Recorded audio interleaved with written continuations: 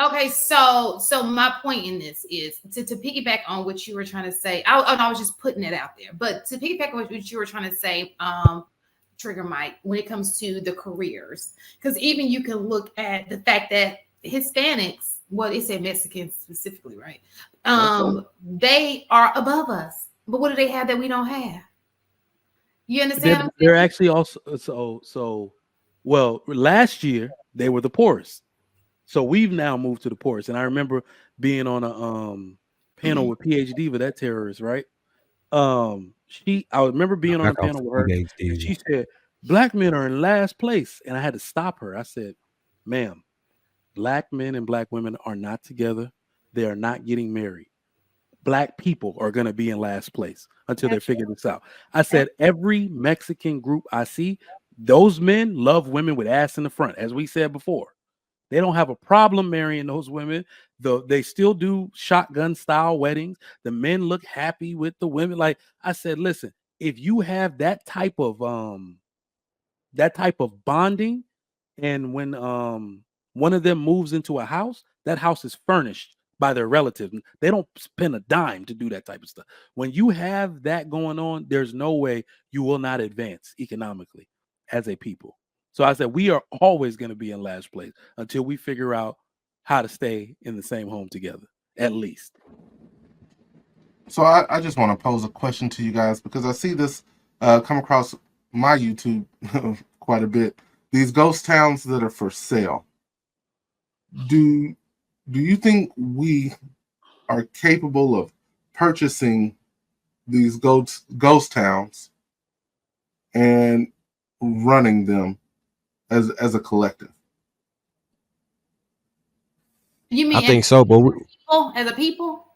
Mm-hmm. So first of all, what was the conversation that we had right before this show? We're so divided. oh yeah, that show is crazy. I get what you're saying. Collectively, Yeah. can we Mm. can we all get on the same page? We can't. Margaret said, "Hell no." It's a No, no. but if you look at it, and it is going to go to the entire point. For example, there was a ghost town somewhere in eastern Georgia. I don't remember the name of it. That was for sale for $230,000.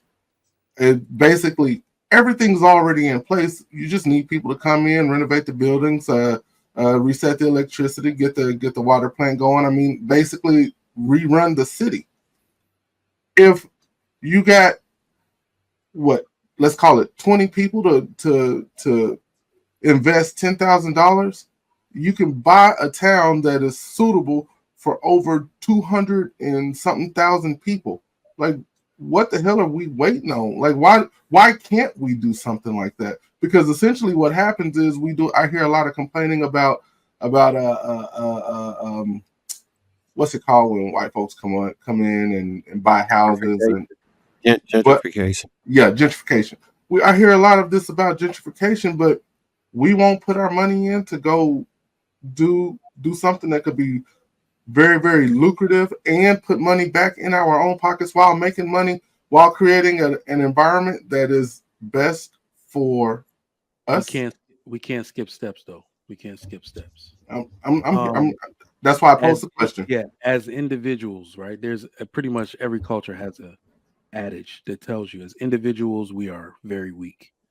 We don't have purchasing power.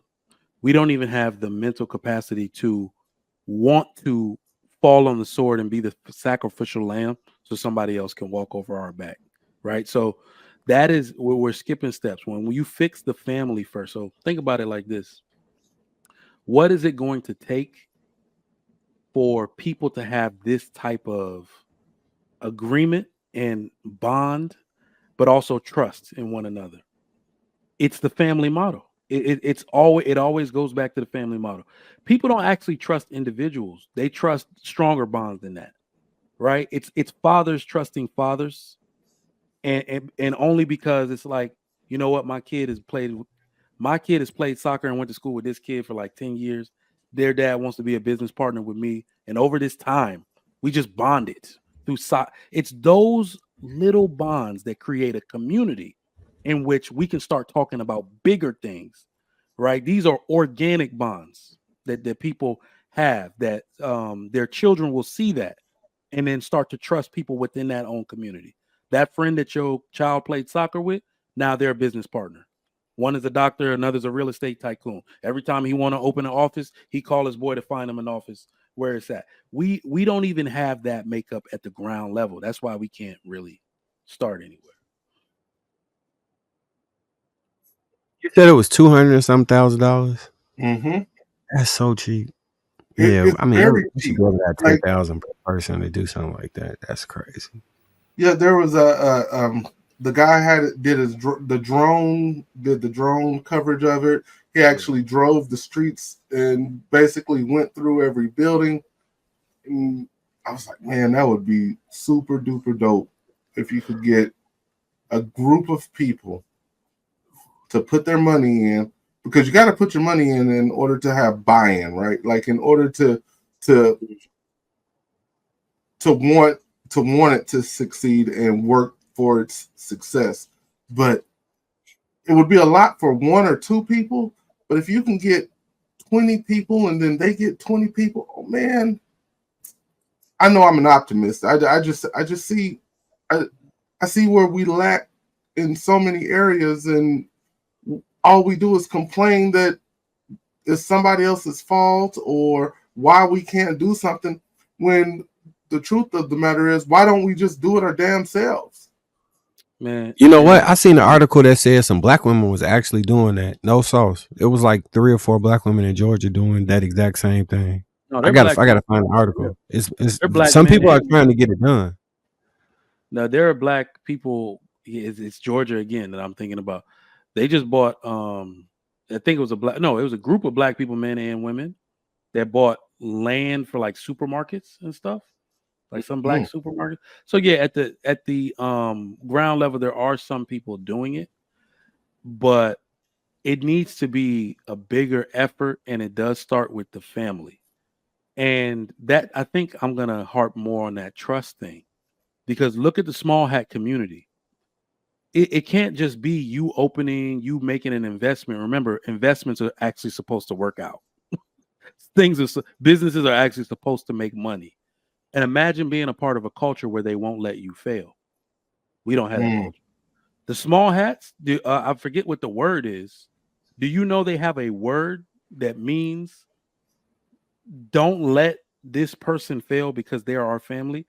You can eat at their restaurant and the restaurant can suck complete ass, but you're only eating. You will go tell them that this food sucks complete ass and you need to get a new recipe for such and such. But we will eat here every night so you have enough business to work on that recipe. Like so their strength in business comes from their culture, right? What do we do once we have one bad experience at a black restaurant or something? Man, here go niggas again. Here go black people, man. We can't do shit like that. We find a reason to say no. We find a reason to be like, I ain't messing with y'all. Right? So that no, they do it completely opposite, and we need to adopt some of those characteristics.